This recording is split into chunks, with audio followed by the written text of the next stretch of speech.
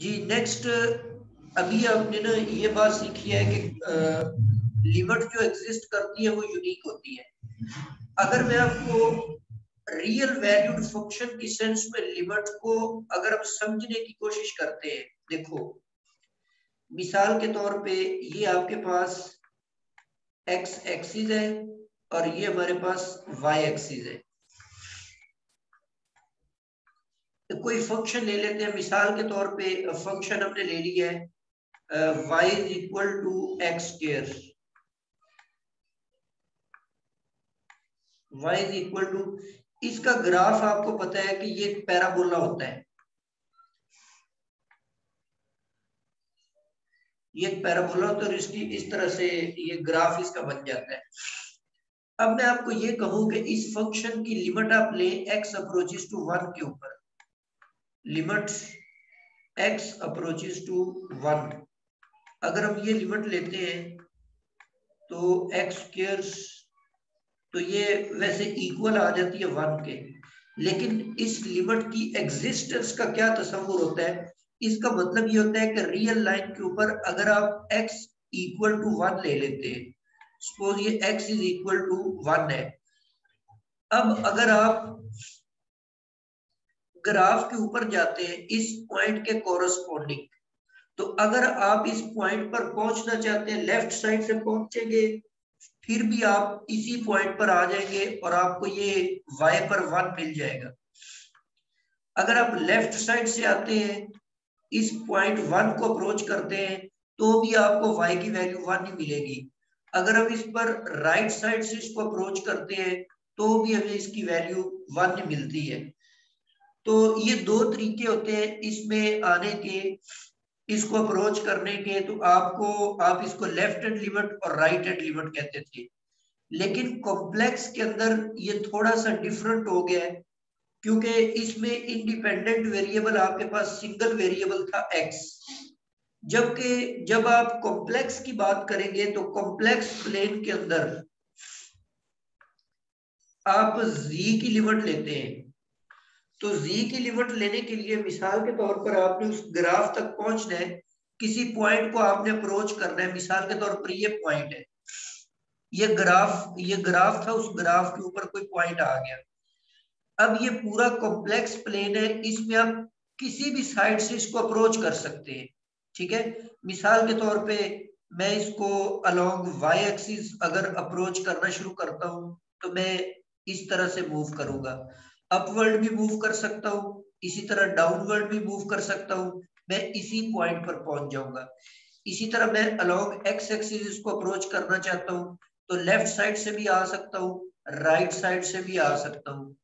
इसके अलावा और भी कई पाथ हो सकते हैं, लाजमी नहीं कि इसी पाथ के अलोंग आए। ये आप एक ऐसी लाइन के अलोंग आ रहे हैं जो x is equal to Y वाली लाइन है, तो इसी तरह इस लाइन के along, that is y is equal to minus X वाली लाइन होती है, ये इसके अलोंग भी आ सकते हैं। तो ये कॉम्प्लेक्स के अंदर थोड़ा सा अलग कंसेप्ट आ गया आपके पास लिमिट का, कि आप उस पॉइंट को अप्रोच करना चाहते हैं, उसके लिए आप कोई भी पाथ अडॉप्ट कर सकते हैं, किसी भी रास्ते से आ सकते हैं, और जो भी रास्ता आप इख्तियार करेंगे आपको रिजल्ट सेम मिलना चाहिए, तब वो लिमिट एग्जिस्ट करेगी। तो अब इसका मैं आपको तरीकाकार बता देता हूं। तो इसकी जो लिमिट है, क्राइटेरिया फॉर नॉन एग्जिस्टेंस, जब लिमिट एग्जिस्ट नहीं करेगी उसका क्राइटेरिया ये होगा कि अगर फंक्शन अप्रोच कर जाता है टू कॉम्प्लेक्स नंबर्स को, एक w1 और दूसरा w2, और ये दोनों नंबर्स डिफरेंट आ जाते हैं अलोंग टू डिफरेंट कर्व्स और पाथ्स। आपने दो डिफरेंट पाथ्स के अलोंग चूज किया, एक पर आपको लिमिट मिली w1, दूसरे पाथ के अलोंग आपको लिमिट मिल गई w2 through z0, then this limit does not exist। अभी इस कंसेप्ट को समझने के लिए मैंने एक नीचे मिसाल लिखी हुई है। हमने प्रूफ करना है कि ये जो लिमिट है, इसमें ऊपर मैंने z लिखा हुआ है, नीचे z कॉन्जुगेट है। हमने साबित करना है कि ये लिमिट एग्जिस्ट नहीं करती। इसके लिए मैं फर्स्ट पाथ ये वाला फॉलो करता हूं कि अलोंग रियल एक्सिस में आता हूं। रियल एक्सिस का मतलब होता है एक्स एक्सिस और एक्स एक्सिस की इक्वेशन होती है y इज इक्वल टू 0। क्योंकि पूरे एक्स एक्सिस के ऊपर y जो होता है वो 0 होता है, इसीलिए y इज इक्वल टू 0 जो है ये इक्वेशन है एक्स एक्सिस की। अब सबसे पहले तो आप इसको कार्टेशियन कोऑर्डिनेट्स में लिखकर x और y की फॉर्म में लिख के y को 0 ले लेते हैं। अच्छा, यहाँ पर लिमिट थी z अप्रोचेस टू 0, y को 0 कर देने से लिमिट बन जाएगी x अप्रोचेस टू 0, और जहां पर भी y लिखा हुआ था उसको हमने 0 ले लिए। अब ये जो x के साथ कैंसिल आउट होगा तो आपके पास ये 1 के इक्वल आ जाता है, तो इसका रिजल्ट 1 निकल आया। मतलब इस फंक्शन को आप अप्रोच करते हैं अलोंग एक्स एक्सिस तो आपको जो लिमिट मिलती है वो 1 मिल जाती है। इसी तरह अगर आप y एक्सिस जिसको इमेजिनरी एक्सिस कहते हैं, तो y एक्सिस की इक्वेशन होती है x इज इक्वल टू 0। तो जहां पर x था वहां पर आपने 0 डाल दिया, ये 0 हो गया। ये दोनों कैंसल आउट होकर ये रिजल्ट आपके पास मिला -1, तो इसका रिजल्ट निकला है -1। अब ऊपर इसका रिजल्ट निकला है 1 और नीचे निकला है -1। हमने दो पाथ चूज किए थे, एक एक्स एक्सिस और एक वाई एक्सिस, दोनों पर लिमिट सेम नहीं निकली, इसका मतलब है कि ये लिमिट एग्जिस्ट नहीं करती, क्योंकि ऊपर वाली दोनों लिमिट सेम नहीं है।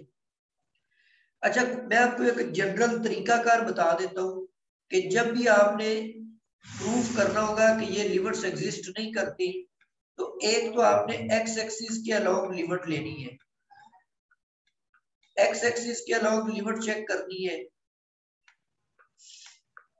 ये पहला रियल एक्सिस जिसको बोलते हैं, वाई एक्सिस के अलोंग आपने लिमिट चेक करनी है, और फिर आपने एक ऐसी लाइन के अलोंग लिमिट चेक करनी है जो कि ओरिजिन में से पास हो रही हो, और उस तरह की इक्वेशन का जनरल फार्मूला ये होता है y is equal to mx। ये कैसी लाइन है, ये कैसी लाइन है जो ओरिजिन में से पास हो रही है, कैसे पता चला? क्योंकि इसमें कांस्टेंट टर्म नहीं है और ये ओरिजिन को सेटिस्फाई करती है।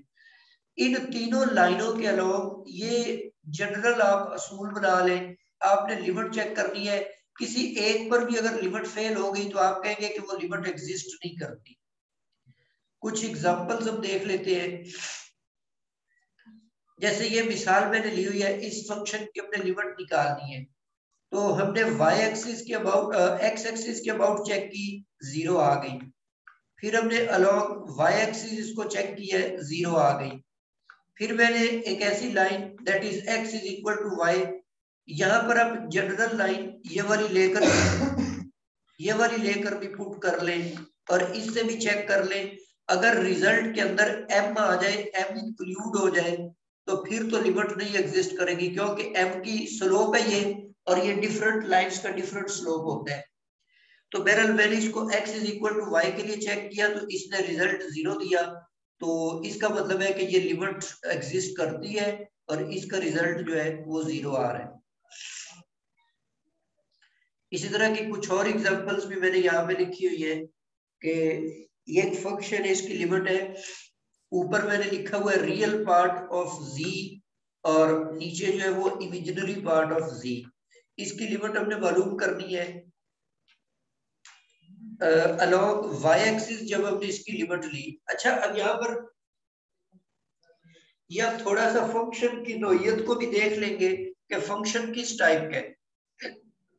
यहाँ पर अब आप देखेंगे, अगर हम इसको कार्टेशियन कोऑर्डिनेट्स की सूरत में लिखें तो ऊपर रियल ऑफ z का मतलब होता है ऊपर x एक्सिस है, नीचे y एक्सिस है।